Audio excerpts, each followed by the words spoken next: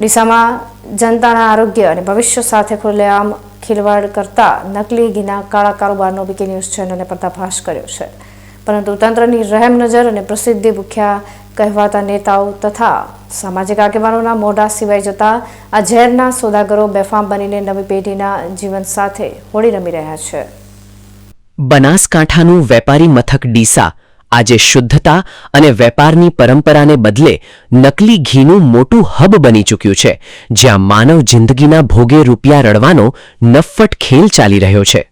આશ્ચર્ય અને આક્રોશની વાત તો એ છે કે માત્ર તંત્ર જ નહીં, પરંતુ મોટા મોટા બોર્ડ મારીને સમાજ સેવાના નામે ફાંકા ફોજદારી મારતા ડીસાના કહેવાતા સામાજિક અને રાજકીય આગેવાનો પણ આ નકલી ઘી બનાવતા ભૂમાફિયાઓ સામે અવાજ ઉઠાવતા રીતસરના ડરી રહ્યા છે.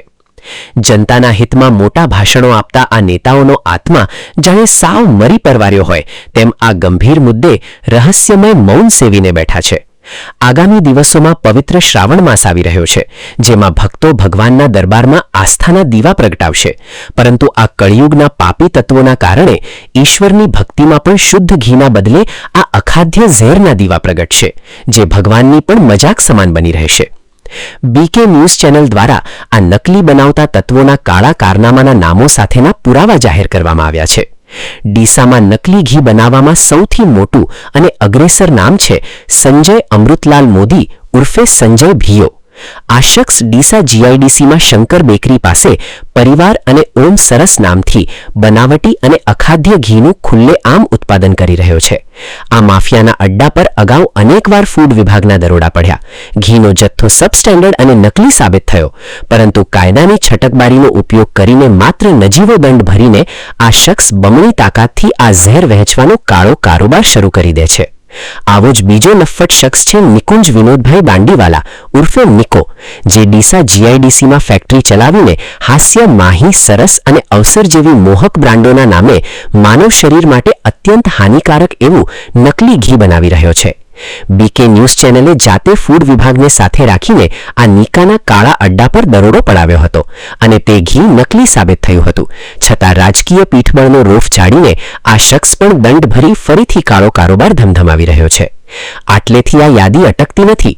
શ્રીરામ થિયેટર પાસે અંકુર મોદી અને રવિ મોદી નામના બે શખ્સો દાવત બ્રાન્ડનું નકલી ઘી બનાવી રહ્યા છે, જ્યાં તાજેતરમાં ફૂડ વિભાગના દરોડા છતાં તેમનું પેટનું પાણી પણ હલ્યું નથી. જીઆઈડીસીમાં રેલવે ફાટક પાસે સંજય બાબુલાલ મોદી જયવર્ધન અને જયમૂલ બ્રાન્ડ હેઠળ અખાદ્ય ઘી રળી રહ્યો છે, જ્યારે રાહુલ રતિલાલ મોદી શાશ્વત બ્રાન્ડના નામે ઝેર પીરસી રહ્યો છે. આ ઉપરાંત જીઆઈડીસીમાં નિખિલ મંડપ પાસે જિગ્નેશ જગદીશ ગાય બ્રાન્ડનું, જલારામ ગૌશાળા નજીક સાગર મોદી ગૌમુખ અને કવિરાજ બ્રાન્ડનું નકલી ઘી બનાવી જનતાના સ્વાસ્થ્ય સાથે ખિલવાડ કરી રહ્યા છે.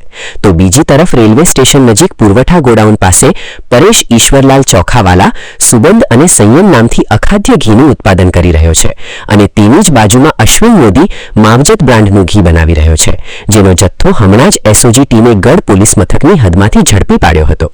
રિસાલા બજાર જેવા ધમધમતા વિસ્તારમાં વસંત ઈશ્વરલાલ મોદી માલવ બ્રાન્ડનું નકલી ઘી બનાવી રહ્યો હોવાના પાક્કા પુરાવા સામે આવ્યા છે. આ તમામ તત્વો ખુલ્લેઆમ લોકોના ઘરમાં ઝેર પીરસીને કરોડો રૂપિયા છાપી રહ્યા છે અને આખી નવી પેઢીને કેન્સર જેવા અસાધ્ય રોગોના મુખમાં ધકેલી રહ્યા છે. છતાં તંત્ર અને નેતાઓ તમાશો જોઈ રહ્યા છે.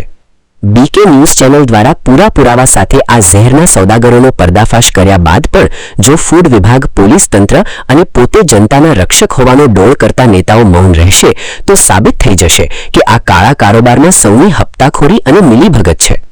જો આ નેતાઓ અને અધિકારીઓ પોતાની જવાબદારી ન નિભાવી શકતા હોય તો તેમણે જાહેરમાં ફાંકા ફોજદારી મારવાનું બંધ કરી દેવું જોઈએ, કારણ કે તેમના આ કાયરતાપૂર્ણ મૌનને કારણે ડીસા અને સમગ્ર બનાસકાંઠાની આવનારી પેઢીનું ભવિષ્ય સાવ અંધકારમય બની ગયું છે.